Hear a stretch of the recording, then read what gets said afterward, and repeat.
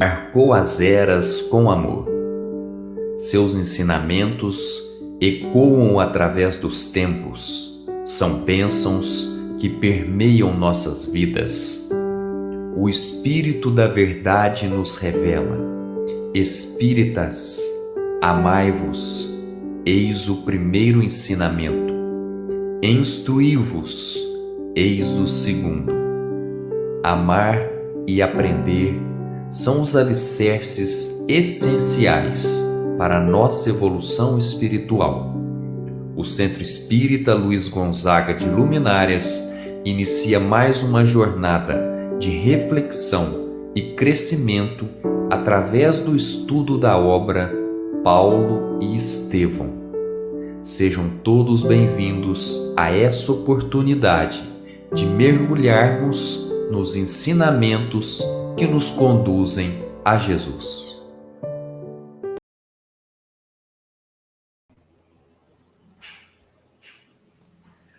Boa noite, meus amados irmãos em Jesus. Boa noite, André. Boa noite a todos. Estamos aqui em mais um domingo com essa obra que muito nos ensina e que muito nos encanta. Com certeza. Estamos começando mais um encontro juntos. Encontro esse que é graças à nossa amada Casa Espírita Luiz Gonzaga, da cidade de Luminárias. Minutos importantes para cuidarmos do nosso espírito. Então, nós estamos aqui hoje, damos aqui as boas-vindas a todos os irmãos que estão agora nos acompanhando às 7h30 da noite, mas também deixamos aqui as nossas palavras de carinho, de acolhimento para todos os irmãos que irão acompanhar este estudo em outros momentos do dia. Sejam também muito bem-vindos. Meus amados irmãos, lembremos que nós estamos começando aqui o estudo reflexivo da obra Paulo e Estevão. Já estou aqui com a minha obra, o André também já está com a dele aí. O nosso estudo, ele é reflexivo. Então, o que isso significa? Que nós iremos contar a história através das nossas palavras e juntos aqui iremos refletir o que essa história que se passou há milênios atrás, o que essa história tem para o nosso coração e quanto ensinamento ainda tem para os dias de hoje. Então nós fazemos esse convite a todos os irmãos. Hoje é um dia especial porque nós chegamos no capítulo 5 da primeira parte e é especial porque estamos na metade. Porque essa obra ela é dividida em 20 capítulos. Só que são 10 capítulos para a primeira parte dela e 10 na segunda parte. Então, hoje nós estamos na metade já do livro da primeira parte. Capítulo 5, o qual se chama A Pregação de Estevão. Então, eu convido a todos, convido o André, para nós iniciarmos aqui a história.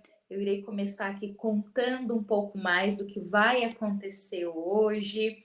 E a todos os irmãos que estão com a sua obra aí, estão acompanhando conosco, a gente convida para vocês pegarem o livro, deixarem aí bem pertinho de vocês. Bom, meus irmãos, André, hoje nós temos um dia especial aqui, porque o capítulo de estudo, A Pregação de Estevão. Lembremos que no nosso último encontro, Saulo está tendo uma conversa com um amigo dele e ele fica sabendo de Estevão, que era um jovem rapaz que estava pregando lá na casa do caminho.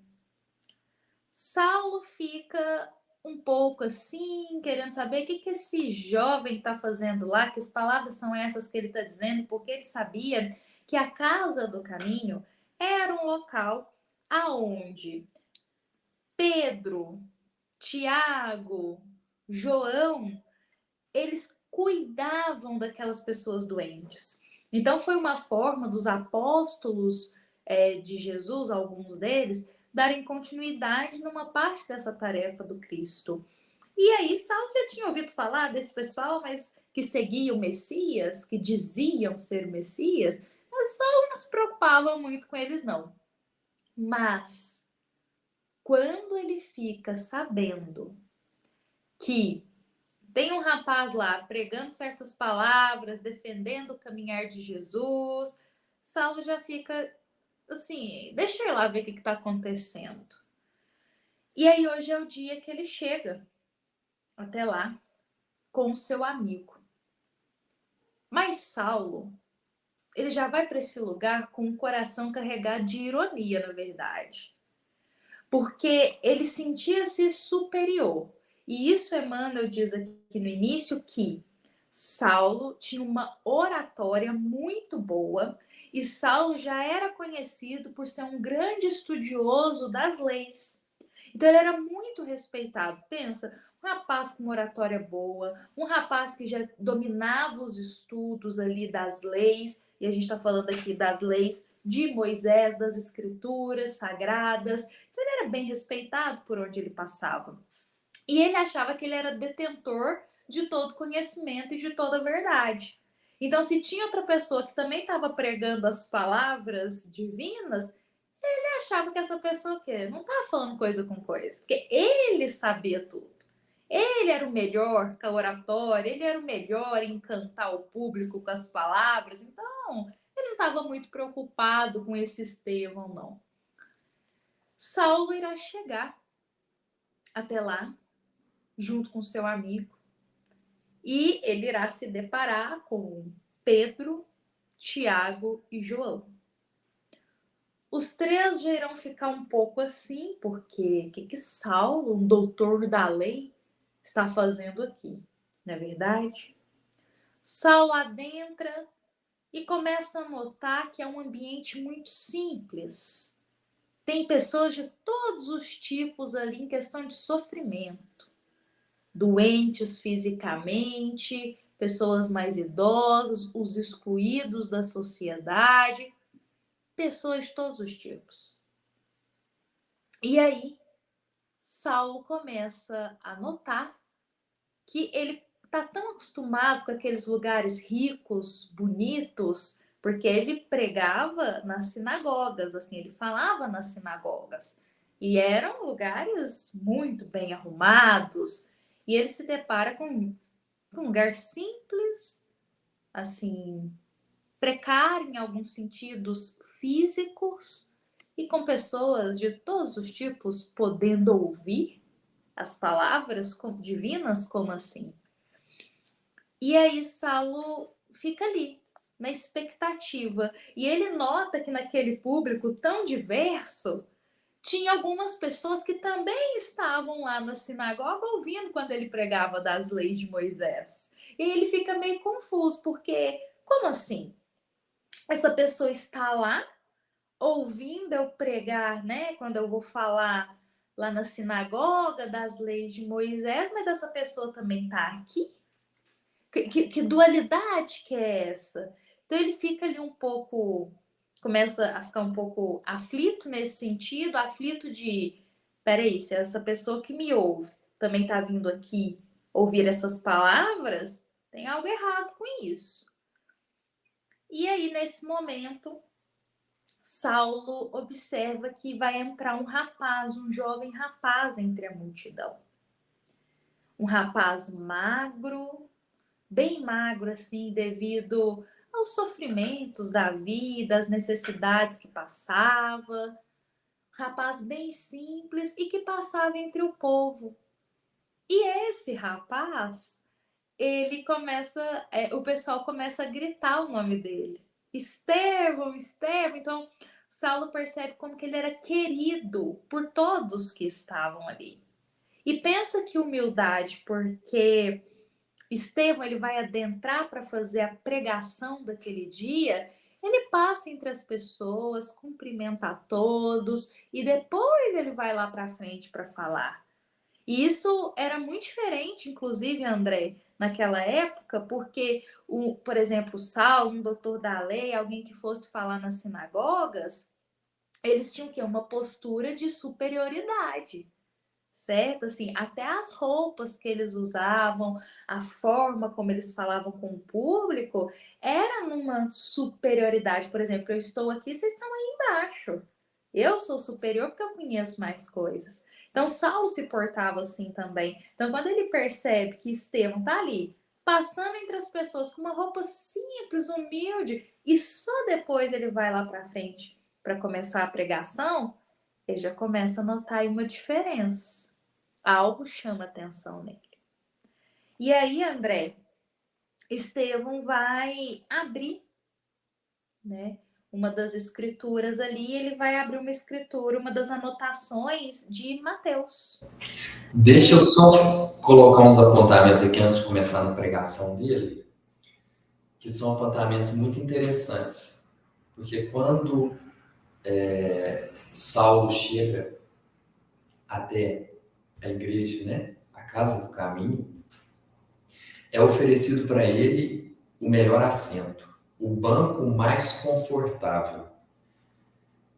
Só que ele, naquele desprezo que ele tinha, ele pensou, meu Deus, o que esse povo aqui pode atentar contra a lei de Moisés, contra o poder da sinagoga, contra o nosso conhecimento intelectual? Esse povo aqui é um bando de doente, de desvalido, de desqualificado, de ignorante. Esse povo é ignorante. E ele começa a rir.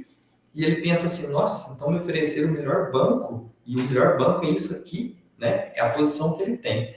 Só que aqui tem uma coisa muito interessante também, porque Pedro, João, Tiago e Estevão poderiam muito bem escolher um lugar lá no fundo, sabe? Um lugar escondido para Saulo poder ficar, para ele poder ficar lá atrás.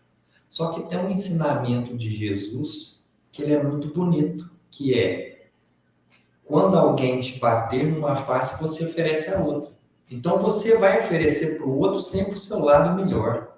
Então eles falam, não, ele está aqui, eles sabiam quem é Saulo. Sabiam, ele está aqui, então vamos oferecer para ele o melhor banco, ele vai sentar aqui na frente, vai acompanhar daqui, do melhor lugar. Então nós vamos tratar ele bem, porque é assim que Jesus coloca que devemos tratar os outros.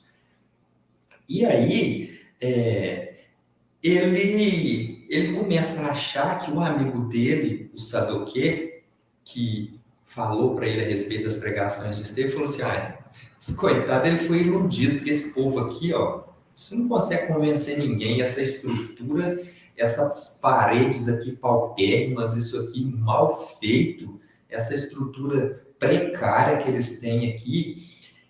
E aí tem outro ponto também que toca o nosso coração, que é o Saulo se sente incomodado com as pessoas que estão ali, que são pessoas doentes, com feridas expostas, pessoas realmente muito necessitadas, e isso incomoda ele. E aí nós podemos fazer uma leitura de que existem determinadas casas e templos religiosos que eles se importam muito com essa aparência. E eles não gostam de acolher pessoas simples, humildes, né? Vamos colocar aqui os nossos leprosos da atualidade, se é que podemos colocar assim, que seria o quê? As pessoas que são adictos, que têm seus vícios, têm os seus vícios, tanto físicos quanto vícios morais. E determinadas casas não gostam de acolher esse tipo de pessoa, porque eles acham que vão perturbar o ambiente. E aqui nós temos um exemplo de que o que eles estavam fazendo era acolhendo a todos. Era aquele que estava ali com uma chaga exposta, uma lepra, um necessitado, crianças órfãos, velhos convalidos que não tinham familiares para poder auxiliá-los nas suas dependências físicas, né? E também Saulo estava ali, uma pessoa importante. Então, é um ensinamento que Jesus deixa muito claro para a gente. Temos que acolher a todos, todos somos irmãos, não importa situação financeira, não importa CEP, não importa CPF. Temos que acolher a todos. André, quando você fala sobre isso, eu me lembro muito porque ainda na Terra a gente tem esse olhar, né, da enfermidade apenas física. Mas vamos pensar em algo. Saulo, ele podia ter ali o corpo, a saúde física em perfeito estado, mas a alma dele estava enferma. E era uma enfermidade que não era visível, mas estava enfermo. Esse orgulho é uma enfermidade, essa prepotência é uma enfermidade, essa vaidade exacerbada também. Então, assim, digamos assim, ele olhava para as outras pessoas que estavam doentes fisicamente, menosprezava elas, mas isso revela que a alma dele também estava enferma, não é verdade? Porque quantos irmãos possuem a saúde física impecável, mas a alma está enferma? Também precisa de cuidados.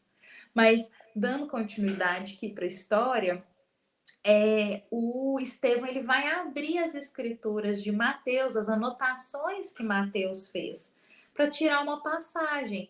Tal como nós, quando vamos fazer um evangelho igual numa casa espírita, nós temos o Evangelho segundo o Espiritismo, que é o nosso guia, nós retiramos uma passagem e através dessa passagem nós falamos do Evangelho. Então, pensa, isso já há 2000 anos, eu colocar 2000 anos atrás, porque foi ali nos anos 30 depois, não, 45, né, André? Depois de Jesus, mais ou menos, que aconteceu aqui. Então foi há milênios atrás. Então pensemos, isso também já era feito. E aí, Estevão, ele vai abrir uma passagem de Mateus, da escritura dele, que é muito bonita, porque diz assim: mas ide antes as ovelhas perdidas da casa de Israel, e indo pregai dizendo: é chegado o reino dos céus. Então ele tira essa escritura ali no momento, faz a leitura dela e vai ser essa escritura que vai ser o norte para a pregação daquele dia. E é muito bonito porque a pregação dele é uma pregação longa.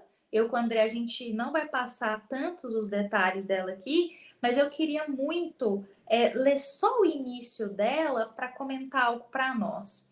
Porque Estevão diz assim, ele começa pregando assim: meus caros, eis que chegados são os tempos em que o pastor vem reunir as ovelhas em torno do seu zelo sem limites. Éramos escravos das imposições pelos raciocínios, mas hoje somos livres pelo Evangelho do Cristo Jesus.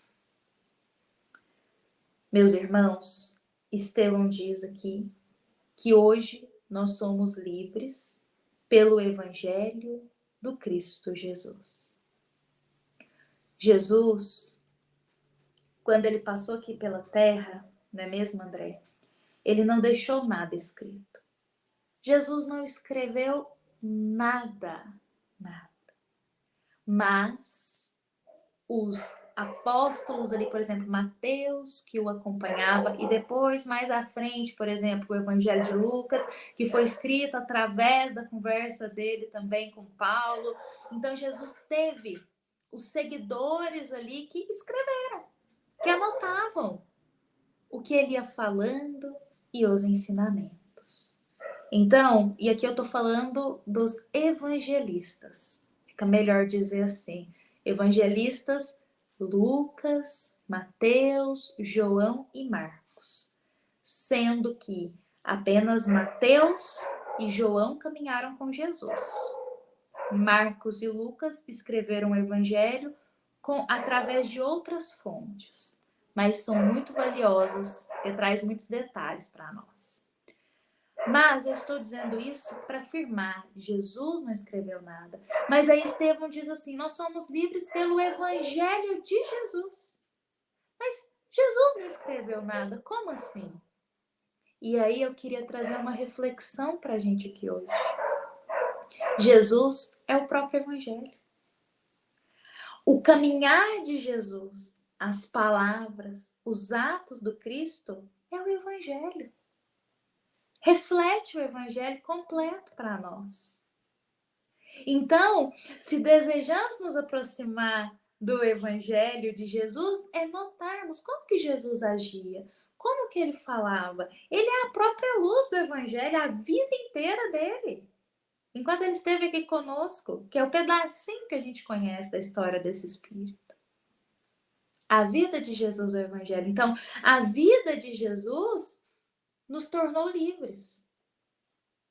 E aí eu pensei quando eu estava lendo aqui, André, esse trecho, que liberdade é essa que Jesus nos proporcionou? Na minha visão, e eu convido o André também a falar um pouquinho disso, André, que liberdade é essa que Jesus nos proporciona? E aí, na minha visão, André e a todos os irmãos que estão aqui, não é uma liberdade física, não é uma liberdade da matéria, mas é uma liberdade interior. É uma liberdade em que nós usamos o nosso livre-arbítrio com uma consciência mais ligada a Deus. É a liberdade de fazermos as escolhas de toda a nossa vida pautada no bem. Então a gente não fica mais preso naquelas sombras, a gente não fica mais preso naqueles sentimentos densos, porque é libertador viver o amor, viver a fé. Essa é a liberdade de Jesus, é aqui dentro do coração, não é fora. André, que liberdade para você é essa que Jesus proporciona? Fala também um pouco para nós. Eu acho que tem muito a ver com uma frase aqui do discurso de Estevão, que ele fala assim, ó: Moisés foi a porta, o Cristo é a chave. Porque a liberdade é essa chave que abre a porta. Porque Moisés trouxe os 10 mandamentos. Só que as pessoas não tinham entendimento. Ok, os ensinamentos estão aqui, mas como é que eu vivo ele? Como é que eu deixo de viver? Como que eu lido com ele em determinada situação? E aí vem Cristo e nos exemplifica tudo isso, de como devemos fazer, de como devemos amar o próximo, a não julgar, a amar os nossos inimigos, a honrar pai e mãe. Então, Cristo é essa liberdade no sentido de o conhecimento dele destrava aquilo que estava travado no nosso entendimento. Ele vem abrir isso. E o discurso do Estevão aqui, gente, é uma coisa maravilhosa. Não tem como a gente falar. É necessário que vocês leiam para poder entender e ler tudo que ele diz a respeito de Jesus, a respeito dessa passagem e como é marcante essa passagem que sai, né? Como a gente percebe que Jesus estava ali intercedendo naquele momento na escolha da passagem. Por que será que justamente no dia que Saulo chega, sai que a respeito das ovelhas perdidas, né? Que nenhuma se perderá. Porque existem várias formas da gente se perder na vida, né? A gente pode se perder na descrença, pode se perder na revolta, pode se perder no sofrimento, pode se perder principalmente em interpretações equivocadas da religião. E o que isso gera? Se perder nesse caminho, você vai chegar no fanatismo. O que aqui no caso, Saulo tem muito isso. Ele queria que a lei fosse exigida a todos, de qualquer forma, a qualquer custo. Então, o intuito dele para ir ali assistir a pregação de Estevão era justamente: eu vou lá para ouvir se ele vai dizer qualquer coisa que seja uma blasfêmia, que seja algo contra as leis de Moisés. Eu estou indo lá para ver isso, porque se ele falar contra, ele vai se ver comigo. E aí, Estevão prossegue na sua pregação, E Saulo começa a prestar atenção em alguns pontos que são chave dessa pregação. Porque quando ele coloca Moisés é a porta, Cristo é a chave, ele começa a fazer comparações. E ele fala: a lei é humana, o evangelho é divino. Moisés é o condutor, o Cristo o Salvador. Então, Saulo começa a ficar indignado com aquilo. Ele falou: isso não existe. A lei é tudo. Não existe nada superior à lei, aos ensinamentos aqui de Moisés. Isso não existe. Isso aí é um absurdo o que eles estão dizendo aqui, tentando fazer essa comparação. Eles estão colocando que esse Jesus é superior a Moisés. E aí, aqui nós temos um ponto que para nós que somos espíritas é muito relevante para a gente. Porque aqui está sendo feita uma comparação entre a primeira revelação e a segunda revelação. E o Espiritismo, nós temos ele como a terceira revelação. Só que o importante disso é, não tem como existir a terceira sem ter existido a primeira e a segunda. Não se chega lá, né? Então, temos que compreender, todas as três são necessárias e são válidas. Todas são proveitosas, são produtivas e são de autoridade de Deus para que existam. E aí, nós temos que colocar aqui... Só um minuto, André. Antes de você dar continuidade, eu vou pegar um gancho aí na sua fala. Acho que seu microfone tá ligado, André, senão vai dar eco aqui pra gente. Isso.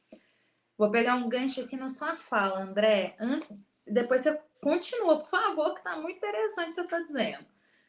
Lá no Evangelho segundo o Espiritismo, a gente encontra lá no primeiro capítulo do Evangelho, a primeira revelação que vem falar de Moisés, a segunda, que é a caminhada de Jesus, todos os ensinos que o Cristo abriu, e a terceira, o Consolador prometido, a doutrina espírita. Isso que o André acabou de falar aqui para todos nós. E o André disse algo importante. Uma não anula a outra. Não anula. E aí ainda acontece, André, de muitos irmãos espíritas terem dúvida: será que eu posso ler o Novo Testamento? Será que eu posso ler até o Antigo Testamento, assim? Ou será que eu só posso ler o Evangelho segundo o Espiritismo? Isso é uma dúvida muito normal, muito natural de muitos irmãos quando adentram, estão começando a conhecer a doutrina espírita. E aí eu vou trazer uma informação muito importante para nós aqui. Livro dos Espíritos. Lá tem uma questão para nós que diz claramente que Jesus é o nosso guia, Jesus é o nosso modelo. Allan Kardec faz a seguinte pergunta: existe algum modelo na Terra, algo para a gente seguir como humanidade? Alguém que seja exemplo, algo assim? Kardec faz essa questão. E os espíritos respondem: vede Jesus. Porque o Cristo é o nosso modelo e o nosso guia. Ok. Livro dos Espíritos nos diz isso. Aí nós perguntamos: se Jesus é o nosso guia, é o nosso modelo, preciso me aproximar e seguir os passos dele também. Ali vou encontrar muitas referências para a minha vida. E aonde nós encontramos sobre a vida de Jesus? No Novo Testamento. Claro que nós temos obras espíritas espetaculares, como de Humberto de Campos, por exemplo, que nos trazem ainda mais da caminhada de Jesus. Mas a base, meus irmãos, está lá no Novo Testamento, lá nos evangelistas, principalmente. Acabei de citar eles para nós aqui: João, Marco, Lucas e Mateus. Lá tem a vida de Jesus. Ou seja, então aí já fica essa pergunta. Muitos irmãos que se questionam: mas eu posso ler o Novo Testamento? Meus irmãos, a doutrina espírita não priva a gente dessas coisas. A doutrina espírita é libertadora. E Allan Kardec sempre nos inspirou a buscar a fé raciocinada, a buscar o conhecimento. Então, se no próprio Livro dos Espíritos nos diz: Jesus é o nosso modelo, Jesus é o nosso guia, eu preciso me aproximar do Cristo. E eu só consigo me aproximar de Jesus também conhecendo também a vida dele. E eu conheço a vida dele lendo e estudando o Novo Testamento. Então, eu trouxe essa informação, deu uma abertura aí para falar para todos os nossos irmãos. Sim, vamos nos aprofundar nas obras bases de Kardec, são a base para todos nós, nos livros da doutrina espírita, mas também conhecer um pouco da história de Jesus, conhecer também como foi essa preparação, até que está lá no Antigo Testamento, tem muita coisa para a gente. Então, é importante para todos nós também. André, continua para a gente aí, então, a história. E só lembrando que o que acontece? Primeira revelação, segunda revelação, terceira revelação. A gente não pode ficar só na terceira revelação e achando que é o suficiente. Vale a pena a gente entender como que foi o processo da segunda revelação, que foi a vinda de Jesus, e também de Moisés, que é a primeira. Não é verdade, André? É verdade, muito bem lembrado e feito esse retrospecto, né? Porque quando a gente chega até Jesus também tem uma fala dele que é marcante, que ele fala: "Eu não vim destruir a lei, mas cumpri-la". E onde está a lei? A lei está em Moisés. Então, se a gente chegou até nesse ponto, voltou a Jesus, Jesus recomenda que ele não veio destruir a lei. Então, se ele não veio destruir a lei, é porque a lei é válida. Então, devemos retornar até Moisés e entender quais são as leis que foram passadas. E aqui, retomando, então, como você muito bem lembrou, a respeito de Kardec nos ensinar a fé raciocinada, o Espiritismo tem uma coisa que é incrível, que Allan Kardec colocou na Gênese, que está escrito assim, ó: o Espiritismo e a ciência se complementam reciprocamente. A ciência sem o Espiritismo se acha na impossibilidade de explicar certos fenômenos, só pelas leis da matéria. Ao Espiritismo sem a ciência, faltariam apoio e comprovação. E tem uma outra frase dele que é mais marcante, que é: se em algum momento da história a ciência provar que naquele ponto o espiritismo está equivocado, nós devemos ficar com a ciência, porque ele sabia que até aquele certo ponto que ele escreveu, que outras coisas surgiriam e que seriam capazes de demonstrar a respeito daquele conhecimento. E aí ele colocou: ficamos com liberdade para poder apoiar a ciência naquele ponto, que a doutrina pode ter se equivocado. Sim, o André, vale a pena até para os nossos irmãos que estão aqui, só para a gente explicar uma coisa importante para não gerar equívocos na hora do entendimento. A Gênesis faz parte. Você está com ela aí, André? Mostra para a gente. Acho que você está com isso. Ó. A Gênesis é uma das obras bases da doutrina espírita. Ela faz parte do compilado dos livros que Allan Kardec abriu os braços aqui para nós. Nós temos o Evangelho segundo o Espiritismo, o Livro dos Espíritos, o Livro dos Médiuns e temos também a Gênesis, entre outros. Mas este livro, ele é muito importante, a Gênese, porque Allan Kardec, lá naquela época, ele vivia num meio, como se diz, científico, digamos assim. Allan Kardec veio desse meio, essa visão mais racional do mundo, essa visão mais materialista. Então, esse era o público ali que ele estava acostumado. Então, o que Allan Kardec está dizendo aqui, que o André coloca? O Espiritismo é ciência, filosofia e religião. E quando ele traz esse termo ciência, é porque tudo que Allan Kardec trouxe para nós, né, o codificador da doutrina espírita, ele teve uma base de observação dos fatos para ter comprovação desses fatos. A ciência é isso, a ciência gera hipóteses, observa os fatos e vai tentar fazer o estudo desses fatos. Allan Kardec fez isso. Então, ele fez a observação dos fatos, codificou a doutrina espírita e ele coloca, olha, todas as informações que trazemos aqui não é de achismos, né? Ah, eu acho que existe espírito, eu acho que durante a psicografia o espírito intui o médium, eu acho que existe mediunidade, eu acho isso. Allan Kardec não foi de achismos.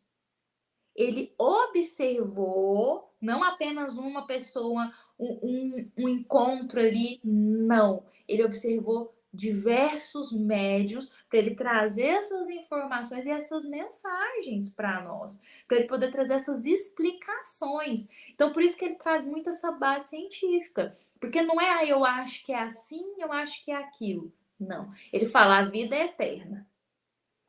Como que eu vou provar isso que a vida é eterna? Aí ele vai trazendo, olha só, o além-túmulo, os espíritos continuam comunicando, olha as informações que eles trazem como que é do lado de lá. Essa informação não foi encontrada só através aqui, mas em outra cidade. Teve um médico que psicografou também essa mensagem e eles não conseguem se comunicar. Então, olha só. Então, ele foi coletando essas informações, Allan Kardec, e aí nós temos aí as obras bases da doutrina espírita e também temos as revistas espíritas, que eram publicações feitas. Então, assim, eu estou trazendo isso, André, porque isso que Allan Kardec diz é muito forte. Repete para nós, por favor, que a ciência, que quando a doutrina espírita... Repete para a gente, por favor. Se em algum ponto a ciência comprovar que o espiritismo está equivocado, fiquemos com a ciência. Então, isso é um ensinamento muito forte para a gente, para evitarmos o fanatismo e principalmente a intolerância. Porque se estivermos abertos para sermos corrigidos para uma melhora, isso é muito válido para nós. Então, não devemos ter esse medo, esse pavor, assim como Saulo estava tendo, né? Porque a visão dele é que é Moisés e acabou. Não existe mais nada. É o que está aqui e pronto. E aí, Saulo, ele estava acostumado a vencer todos os debates que tinha a respeito da Escritura. Então, tinha na sinagoga algum posicionamento a respeito de algum caso e ele começava a conversar com o outro, ele sempre vencia. Então, ele estava acostumado com isso. Então, ele foi vendo Estevão falando, ele falou assim, ele vai ver comigo. Na hora que chegar a minha vez aqui, na hora que ele der uma brecha, eu vou falar que eu quero ver se ele vai dar conta. E aí, nessa primeira intervenção que ele faz, deixa eu achar aqui, que ele coloca assim, ó. Como ousas proclamar a falsa supremacia de um nazareno obscuro sobre Moisés? Quem era esse Cristo? Não foi um simples carpinteiro?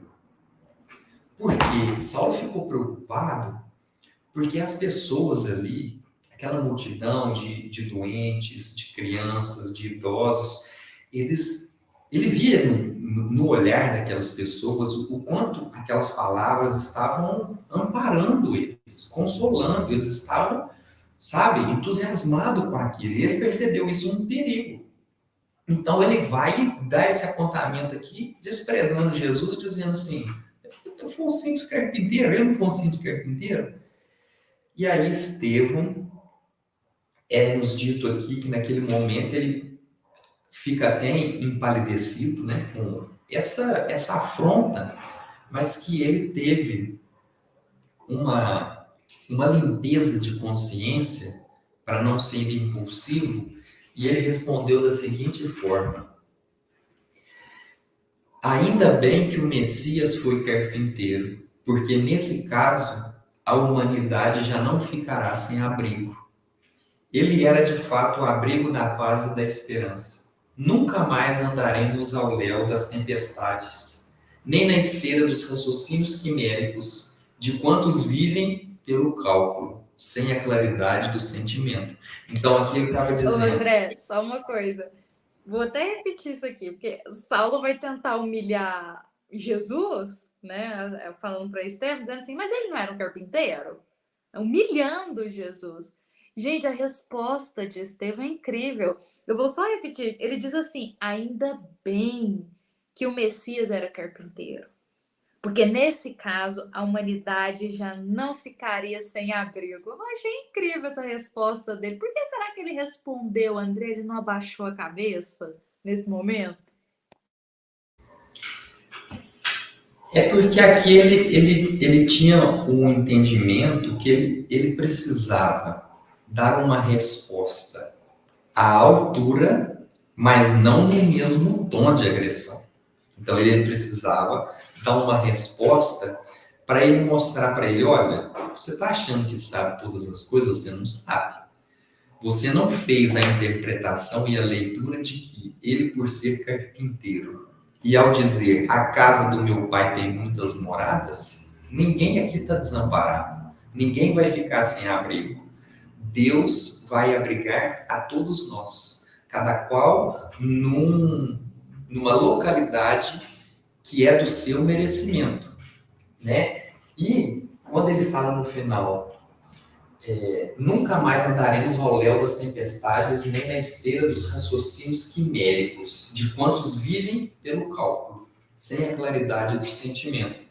Por quê? Lá na sinagoga, eles debatiam, falavam da lei de Moisés e decorava isso e aquilo, mas e viver? Será que viviam? Porque é exatamente isso, né? Jesus até colocou, eles são hipócritas, falam, mas não fazem. Então é isso que o Estevão está colocando aqui.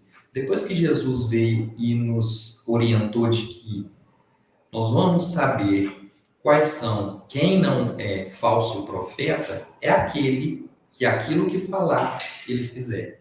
Porque os falsos profetas falam, mas não fazem. E aí, aqui lembrando a respeito desse debate, né, dessa resposta que Estevão deu a Saulo, no livro Os Mensageiros, tem uma história hindu, né, lá da Índia, que um homem tido como santo, né, orientado por Deus, ele foi até um campo. E nesse campo tinha uma serpente muito perigosa, muito ameaçadora. Quem passava ali, essa serpente dava fim nessa pessoa. E aí, esse homem foi orientado aí até nesse campo. Não por coragem dele, mas por fé em Deus. Isso é colocar, por fé em Deus. Confiando em Deus, ele foi até esse campo. Quando ele ficou de frente com essa serpente, ele disse assim, minha irmã, você não tem necessidade de atacar as pessoas assim, sem motivo. Para que você está fazendo isso? Você pode ser melhor do que isso. E aí ela ficou muito impactada com aquilo, com aquela fala. E então ela pegou e se propôs a corrigir os seus erros, seus crimes que ela tinha feito, e foi até a cidade tentar conviver com os homens. Só que quando os homens perceberam que aquela serpente estava dócil, que não ameaçava mais a ninguém, não causava medo, começaram a apedrejá-la, a espancá-la, né, a agredi-la, e aí ela ficou muito assustada com isso. E ela então retorna para o campo e se esconde. Esse homem sábio, quando retorna do destino dele, de onde ele tinha ido, ele pensa assim, bom, eu vou dar uma passada lá para ver se aquela conversa que eu tive com aquela serpente, se foi válida essa conversa. E aí quando ele chega lá, ele percebe ela numa situação assim, deplorável. Ela muito machucada, muito desprotegida, cabisbaixa, muito violentada. E aí ele fala assim, mas meu irmão, o que aconteceu? O que é isso? Aí ela diz assim, eu fui seguir o seu ensinamento, fui tentar ser bom com as pessoas, né? Fazer o bem, não causar mais um mal, reparar os meus erros. Só que aí eu fui recebida com espancamentos, com agressões, e aí ele diz assim para ela, Mas minha irmã teve um engano aí da sua parte. Eu te aconselhei que você não mordesse as pessoas, não assassinasse, não atacasse, não perseguisse, e que você não atacasse as criaturas de Deus. Só que você precisa se defender das coisas más. Você se equivocou disso. Eu disse que era para você não atacar, mas você tem que se defender. Você tem que se posicionar, né? Porque quando você se posiciona, você diz para o outro: peraí, a distância aqui do seu ataque para o nosso convívio é até aqui. Daqui para cá eu não aceito. Então, Estevão estava fazendo isso. Você veio aqui para me agredir? Peraí, eu vou colocar um limite aqui nessa sua agressão. Nesse assunto aqui você não entende nada. Você pode entender de Moisés, agora de Jesus você não entende nada. Então, se você está querendo menosprezar que ele é um simples carpinteiro, eu vou te dizer, ele veio carpinteiro exatamente porque ele veio para amparar os desvalidos, os humildes, os necessitados. Ele não veio para quem por isso que ele disse, né? Os sãos não têm necessidade de médico. Ele veio para os doentes. Assim como Saulo era um doente moral, um doente da alma, né?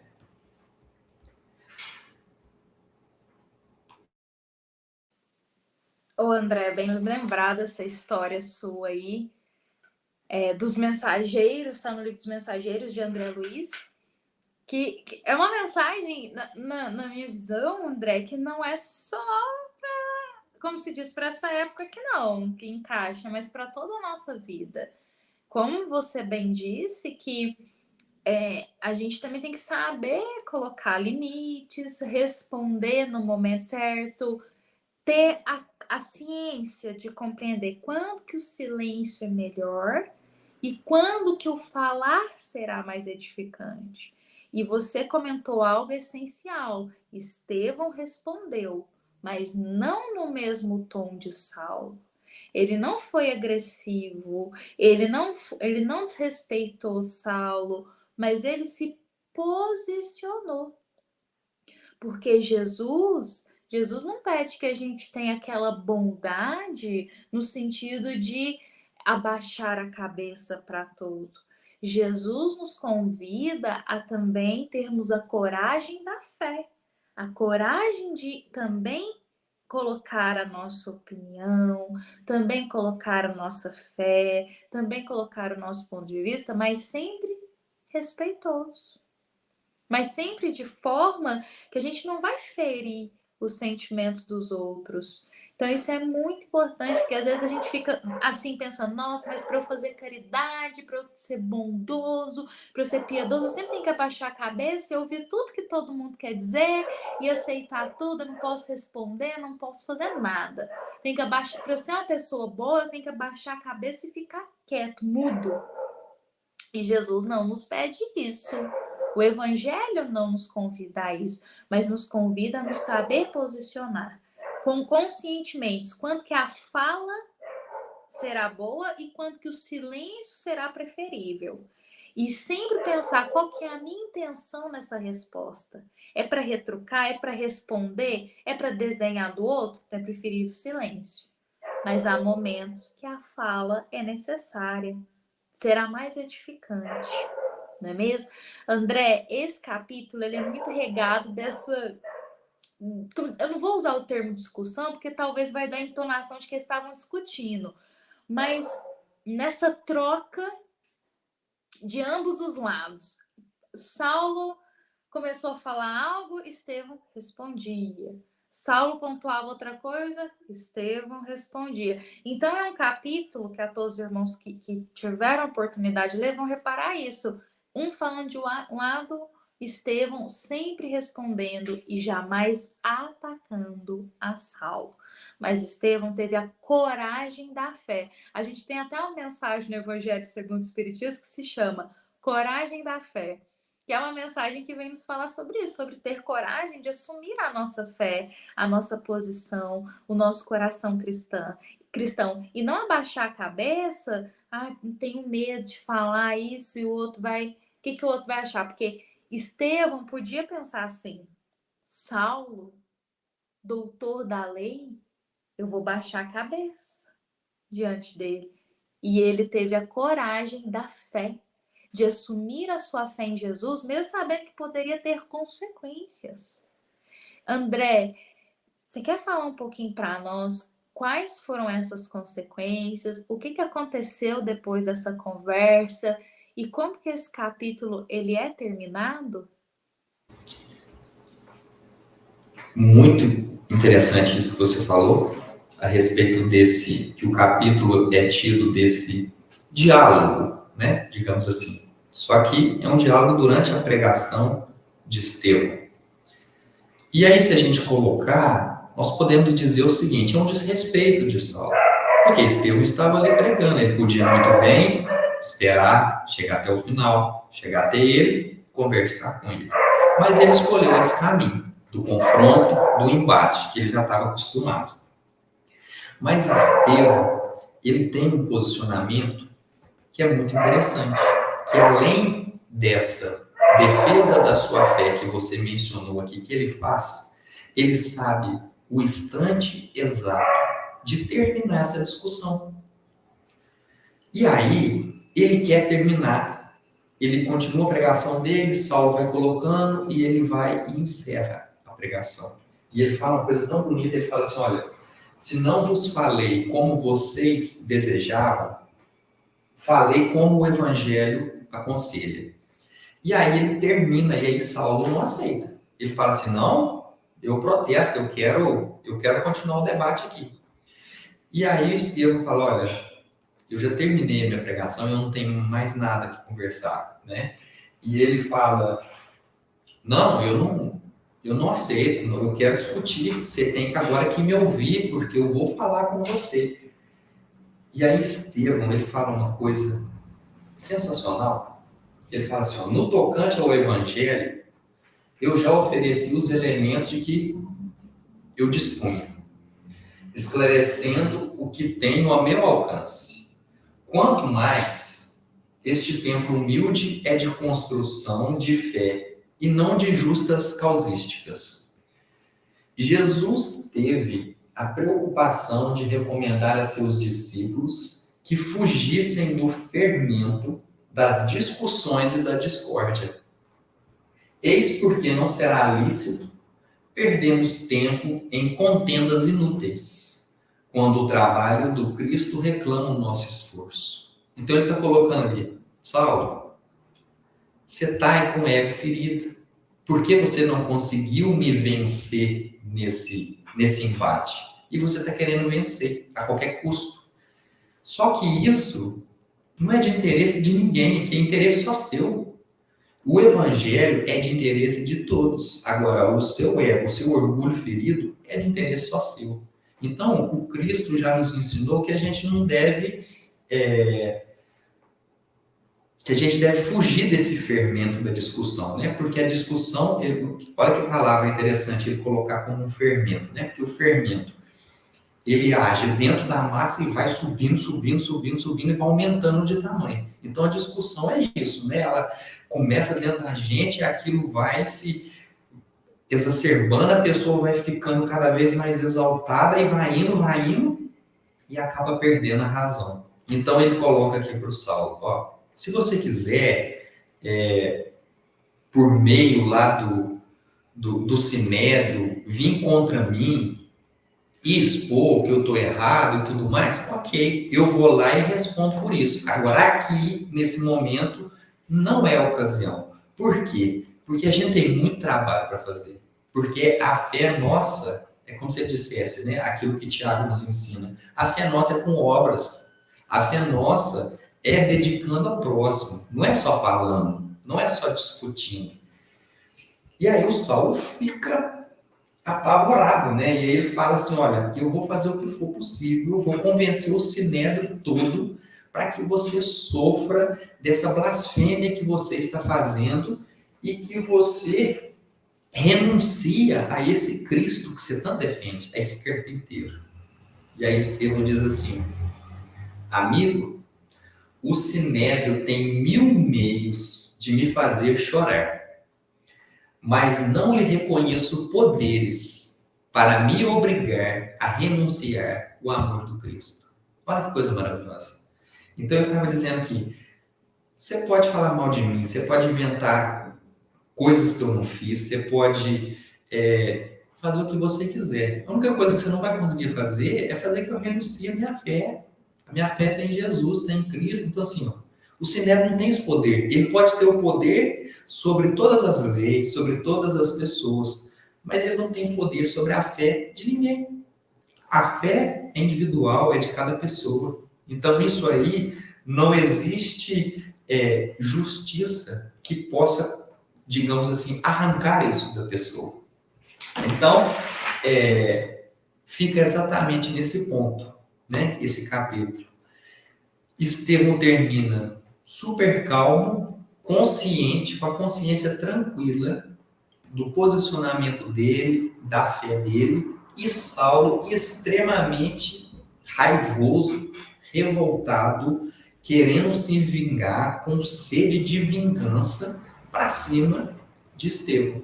E o capítulo, então, acaba dessa forma, com Saulo querendo e indo em busca de tudo para poder condená-lo. E ele até encontra depois com Abigail e menciona a respeito desse Estevão, né? O quanto que ele estava desvirtuando a comunidade, as pessoas com as suas falas. E aí Abigail é de uma prudência tão bonita que ela aconselha a ele assim, ó, em qualquer hipótese, convém proceder com serenidade e prudência, para evitar os abusos de autoridade. Quem sabe são criaturas mais necessitadas de educação que de castigo? Ou seja, mesmo ela sem saber, ela falava assim para ele: vai com calma, né? Seu orgulho está ferido, senão você vai se exceder, né? Você vai cometer um abuso de autoridade, né? E aí ela coloca assim: às vezes eles precisam de educação, de encaminhamento. E aí o Saulo, ele fala assim: eu até concordo com você que aqueles lá, aquela multidão que está lá, eles precisam do entendimento, né? Eles estão ali perdidos. Agora, aquele orador, ele precisa ser punido. E aquele ali, aí ele fala assim, ó, não posso deixar de reprimir o orador, cujos lábios, a meu ver, destilam poderoso veneno no espírito volúvel das massas, sem consciência perfeita dos princípios. Aos primeiros, ele se dirigindo ao público, ele diz: importa esclarecer. Mas o segundo precisa ser anulado, visto não se lhe conhecerem os fins, quiçá criminosos e revolucionários. O ego dele está muito ferido aqui, porque ele não conseguiu vencer Estevão no embate que ele estava acostumado. Então, aqui ele está fazendo uma birra, uma pirraça muito grande e muito agressiva. Então, esse capítulo, ele finaliza exatamente assim.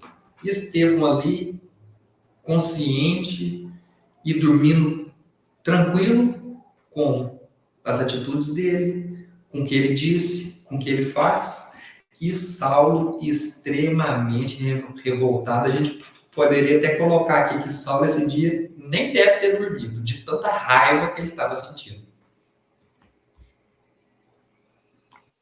Eu também acho, André, não deve ter nem dormido de tanta raiva que ele sentiu. Mas esse é um capítulo que tem muito ensinamento para nós, para sempre notarmos como que o que nós estamos sentindo influencia a forma como a gente enxerga as coisas. Saulo já foi para lá com o coração cheio de raiva e ironia. Óbvio que o que ele fosse ouvir de Estevão, a interpretação que ele ia ter ia ser com raiva e com ironia. Então, sempre quando a gente estiver lidando com o próximo, que a gente possa aproximar o nosso olhar para o olhar que Jesus tem. Em que sentido? Nos despirmos dessa raiva do outro, desse rancor, desses achismos, desse julgamento, para a gente conseguir enxergar o outro tal como e não ficar, às vezes, interpretando errado o que o outro diz, não ficar, às vezes, distorcendo o que o outro diz, porque Saulo distorceu totalmente o que Estevão disse. Porque o olhar dele da alma estava carregado de raiva e ironia. Agora, se Saulo tivesse despido desses sentimentos, ele provavelmente ia conseguir acolher todo o amor que Estevão estava pregando naquele instante. Como o André disse, meus irmãos, nós estamos encerrando aqui o nosso encontro de hoje. Eu queria só deixar uma frase que eu separei da Joana de Ângeles. Sim. Que ela é, digamos assim, que ela é um resumo dessa discussão aqui. Que a Joana escreve assim, ó: ninguém é o que apresenta exteriormente. Tanto existem conteúdos cruéis, ocultos pela educação, pela dissimulação e hipocrisia, como sentimentos relevantes e bons. Então, todo aquele exterior, toda aquela aparência, aquela pose, aquela postura que Saulo estava mostrando para as pessoas ali, eu sou superior, eu sou um doutor da lei, eu sou violento, eu sou cruel. Por mais que ele mostrasse tudo isso, dentro dele ali tem uma bondade que Deus enxerga. Tanto é que Deus enxerga e que Jesus viu essa bondade nele, que a caminho de Damasco é exatamente isso que acontece. Mas isso é uma conversa lá para frente do nosso livro. Vocês viram aqui que eu falei pro André, não conta, não dá spoiler, André. Eu já fiz sinal para ele não contar o que está mais lá na frente do livro, que vai ser uma surpresa para todos nós. Vamos deixar lá. André, Joana de Ângeles sempre muito sábia nas suas palavras, diz, olha, não repara só o exterior, não. O que está aqui dentro, no outro, a gente não enxerga, mas Deus sabe. E Deus enxerga potencialidades nos filhos que nem a gente sabe que tem. Então, hoje eu convido a todos para nós encerrarmos este capítulo 5 da primeira parte. Novamente, meiamos a primeira parte já desta obra. Já nessa versão aqui, já estamos chegando mais ou menos lá pela página 100, a gente está na 80 e poucos, mais ou menos, só para todos os irmãos situarem-se. Então, olha quanta gente já caminhou até aqui. Meus irmãos, eu agradeço a todos que ficaram até esse momento conosco, acolhendo no coração a mensagem de hoje. Convido a partilharem nos comentários qual que é a visão que teve desse capítulo também. A gente sempre acompanha todos os comentários de vocês. Somos uma grande família que estamos aqui partilhando o pão do Evangelho, o pão de Jesus. Então, gostamos sempre de também ler o que vocês estão achando do capítulo, quais ensinamentos estão extraindo, qual a visão que vocês também tiverem. Às vezes eu com o André aqui não teve essa percepção, então nós vamos aprendendo juntos. Agradeço também ao André que está aqui conosco e digo que esta é uma mensagem, um encontro da nossa amada Casa Espírita Luiz Gonzaga, da cidade de Luminárias, para todos nós, meus irmãos, que nos encontramos aqui neste domingo. Eu desejo a todos um excelente final de dia e que amanhã nós vamos começar mais uma semana. Que Deus possa nos abençoar na nossa caminhada e que os ensinamentos de hoje partilhados possam florescer em nosso coração. Fiquemos com Jesus. André, também me despeço aqui de você. Um ótimo domingo para todos. Que Jesus permaneça nos auxiliando e que assim seja.